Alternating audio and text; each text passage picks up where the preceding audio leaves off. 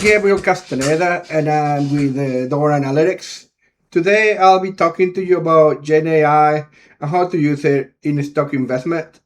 So, typically, if you have some money, some spare money that you're saving, you want to get the best return on it, right? So, one way of doing it is to put it in the stock market, but there are many stocks. So, how to invest it?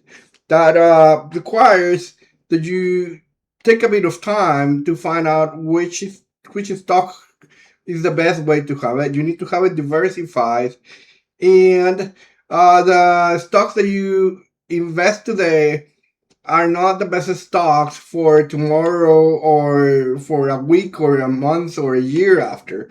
As the economy and and the companies change on a daily basis, on a weekly basis, on a yearly basis. So the way you invested needs to change. Your portfolio needs to change on a continuous basis, so that you have the best return in the portfolio that you have. If you are doing it on your own, that requires a lot of reading because things change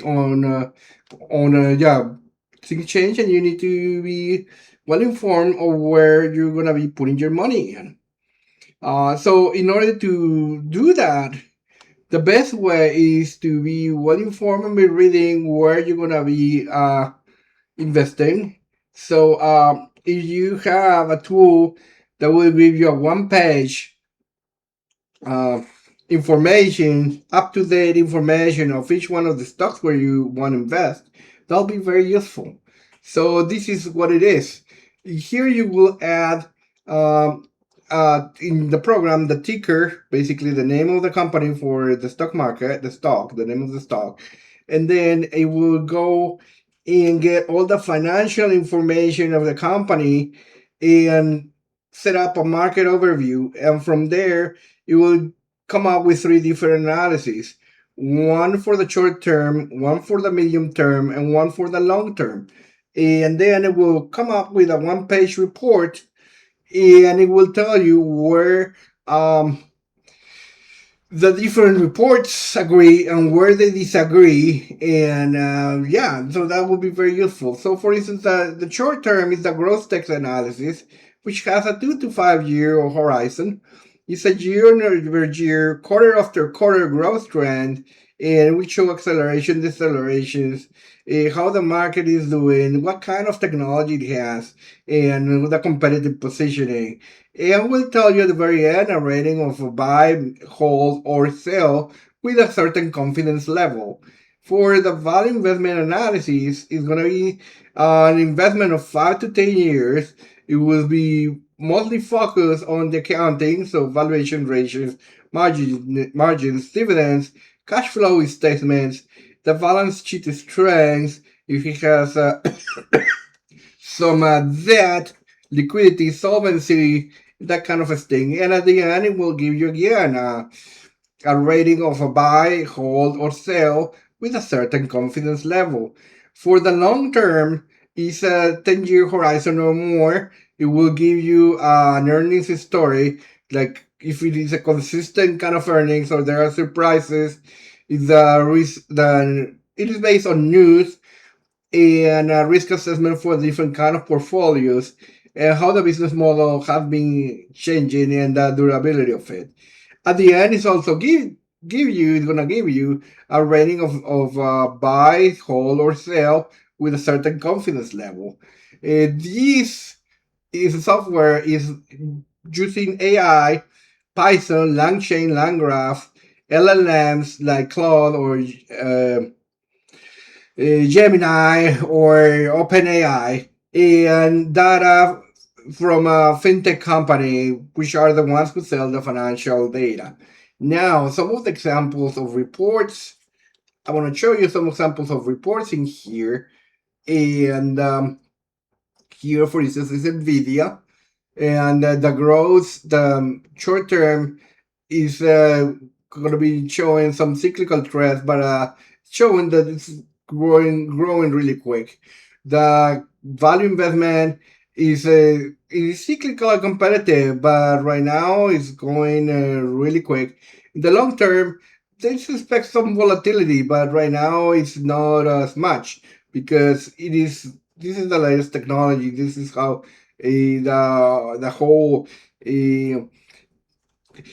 AI is going on. It's the hardware of the AI and it's the hardware of all the LLMs and all that. So that's basically what it's showing. It is giving a little bit of some competition is coming, but right now this is the on top of the market, and that's basically what it's showing. Now, if we go to another company like Meta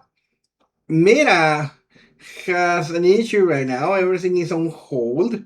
The growth value and retail is on hold because it has not been done very well with the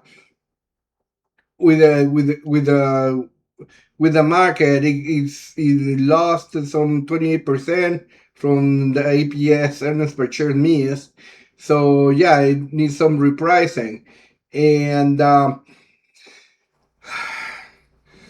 so there are different things that are happening on Meta. You could get to read a lot of that on the report.